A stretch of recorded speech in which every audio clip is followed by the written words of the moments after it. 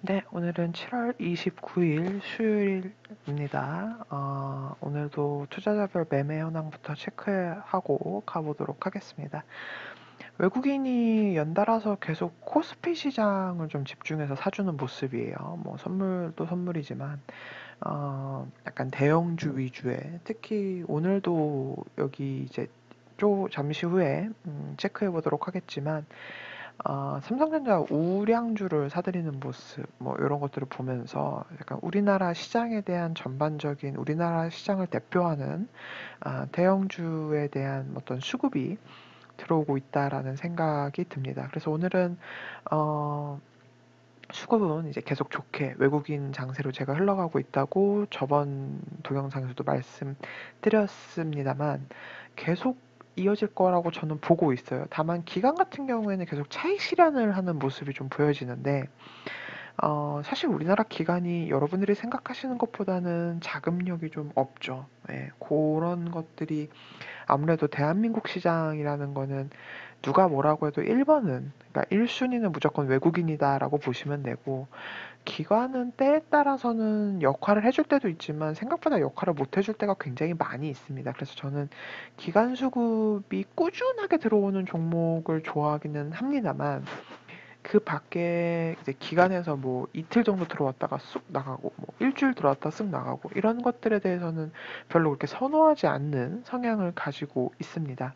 그래서 여러분들이 주식 매매하실 때 수급 보실 때 그런 것들 조금 참고해서 보시면 좋지 않을까라는 생각 가져봅니다.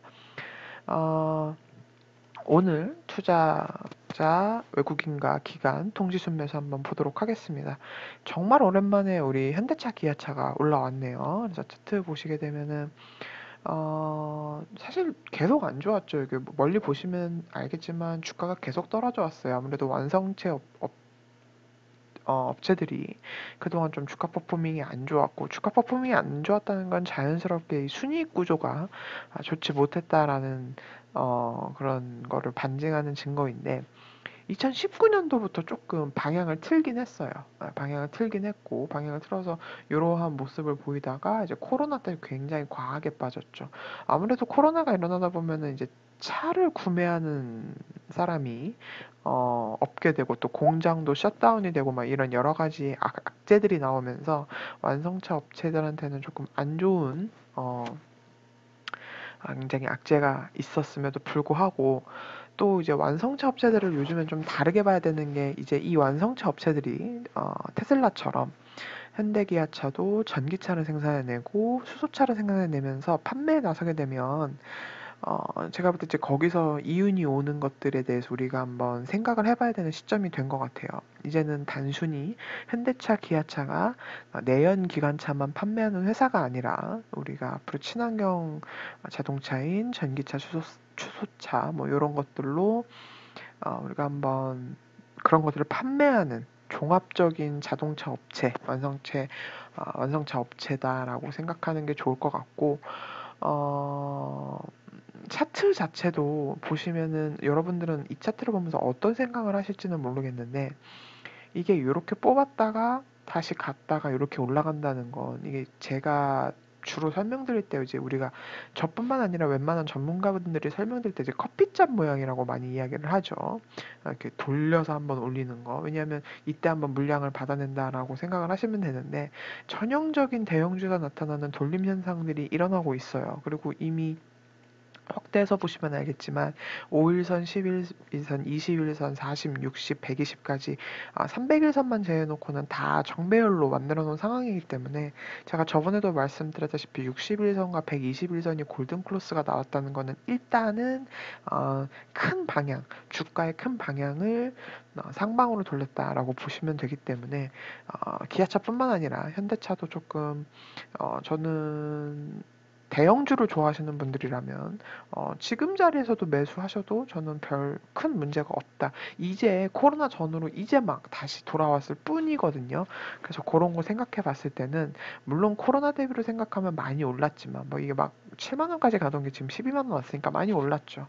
오른 건 사실이지만 우리가 이제 주가를 좀 거시적으로 보고 현대기아차의 앞으로의 앞날을 생각했을 때는 지금 자리에서도 대형주 좋아 좋아하시는 분들에게는 물론 조금 더 눌린다면 더 적극적인 매수가 가능하겠지만 지금 자리에서도 무리하는 자리는 아니다라는 말씀을 드리고 싶습니다.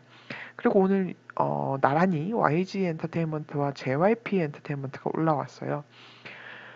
개인적으로 각자 이제 엔터주 매매하시는 분들이 선호하시는 분들이 계실 거예요. 또 이제 엔터주 매매하시는 분 중에서 조금 젊으신 분들은 본인이 좋아하는 가수가 소속되어 있는, 그리고 또 어떤 많은 이윤을 낼 수 있는 가수가 소속되어 있는 회사를 좀 매매하시는 경향도 있으신 것 같습니다. 우선 그런 면에서 봤을 때 현재 YG 엔터테인먼트는 블랙핑크라는 강력한 여자 그룹을 보유하고 있고, 또 이 코로나인 와중에서 가수들이 해외를 나가서 지금 어떤 수익 창출을 못하고 있음에도 불구하고 요즘에 이제 온라인 콘서트라든지 미리 녹화를 해놓고 현지 중계로 이렇게 방송을 튼다든지 뭐 이러한 것들로 지금 수익을 창출해내고 있는데, 블랙핑크에 대한 반응이 굉장히 좋죠. 그 부분은 아마 그 어떤 누구도 부정하는 사람이 없을 것 같습니다. 차트를 보시게 되면 차트 굉장히 이쁘게 만들어 놨어요. 보시면 이제 여기서 60일선, 120일선 다 정배열 만들고, 심지어 지금은 300일선까지 YG 엔터테인먼트도 완벽하게 정배열을 만들어낸 모습인데, 한 박스 올려놓고 제가 늘 말씀드렸지만 옆으로 움직이고 있어요. 이러면은 지금 주가에서 한번 엔터주에 대해서 관심이 있으시다 하시는 분들은 YG 엔터테인먼트 들어가셔도 굉장히 무방한 자리다라는 생각이 들고요. 수급도 보시면은 사실 외국인 수급이 그렇게 강한 종목은 아닙니다만 기관 수급이 생각보다 조금 꾸준하게 이어지는 종목이에요. 제가 앞서 말씀드린 것처럼 뭐 3일 들어왔다가 쑥 나가고 이런 수급이 아니라 계속 쌓이는 수급이기 때문에 이런 수급은 한번 믿고 들어가 보셔도 무방할 거라고 생각이 듭니다. 제가 월봉이랑 주봉도 한번 체크를 해봤는데요. 이뻐요. 정말 이쁘고 요거 한번 저도 욕심이 나는, 지금 이 자리에서는 한번 욕심을 부려볼 만한 자리가 아닌가라는 생각을 해봅니다. JYP 엔터테인먼트는 YG 엔터테인먼트에 비해서 솔직히 해외적인 것들은 조금 약하죠. 왜냐하면 트와이스가 한국과 일본에서는 인기가 많지만 뭐 블랙핑크처럼 유럽이라든지 전 세계적으로 어떤 뭐라고 표현해야 될까요? 전 세계적인 인구를 사로잡는 가수는 아닌 것 같습니다. 아무래도 취향 차이가 좀 있는 것 같은데, 그리고 또 JYP 같은 경우에는 예전부터 물론 일본을 많이 공략하긴 했지만, 그래서 일본 이제 JYP에서 프로듀싱한 니쥬라는 그룹이 지금 일본에서 또 데뷔를 했고, 여성 그룹이 데뷔를 했고, 일본하고는 조금 굉장히 잘 비즈니스가 되는 것 같은데, 그 밖의 나라에서는 아무래도 YG 엔터테인먼트의 블랙핑크만큼은 조금 약한 모습을 보여주는 것 같습니다. 차트만 놓고 본다면 다 이제 각설하고, 차트만 놓고 본다면 전 그래도 YG 차트가 더 예쁜 것 같아요. 굳이 설명을 하자면 YG 차트가 더 이쁘지만, 사실 엔터주는 다 같이 움직이는 경향이 있는 건 아마 다 알고 계실 거예요. SM도 마찬가지고 YG도 마찬가지고 JYP도 마찬가지고. 그래서 그런 것들에 대해서 여러분들이 한번 생각을 해보시고요. 수급을 보시면은 반면에 사실 수급만 놓고 본다면, 그러니까 차트만 놓고 본다면 YG가 이쁘지만 수급만 놓고 본다면 JYP가 굉장히 우월합니다. 보시면 외국인들도 꾸준하게 쌓이는 수급을 가지고 있고, 워낙 양자체도 많고, 기관도 마찬가지예요. 기관도 좀 쌓이는 수급이고, 연기금까지 해서 우리가 수급만 한번 체크해 본다면은 JYP 엔터테인먼트를 또 주목을 안 해볼 수는 없을 것 같아서 오늘 요거 두 개를 소개를 해드립니다. YG 엔터테인먼트와 JYP 엔터테인먼트 소개를 해드리는데, 그 어떤 분들은 이렇게 얘기하시는 분들이 있어요. YG는 워낙 사건 사고가 많았잖아요. 그러다 보니까 가수 자체의 어떤 리스크가 좀 있는 회사다. 그래서 이제까지 비교적 굉장히 조용했던, 그리고 좀 성실한 이미지를 가지고 있는 JYP 엔터테인먼트를 또 매수하시는 분들이 계십니다.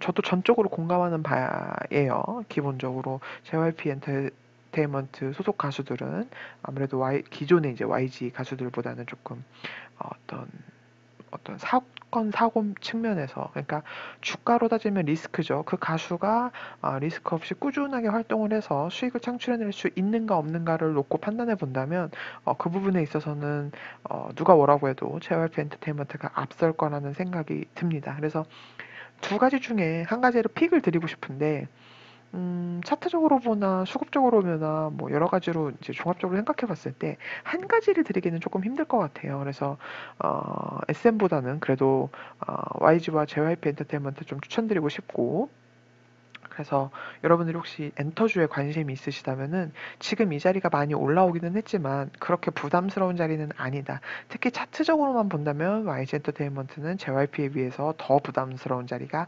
아니다라는 말씀을 드리면서 오늘 외국인 기관 동시 순매수 차트 상위권에 올라와 있는 것들 중에서 제가 한번 현대차, 기아차, 그리고 YG, JYP 엔터테인먼트에 대해서 설명을 한번 드렸습니다.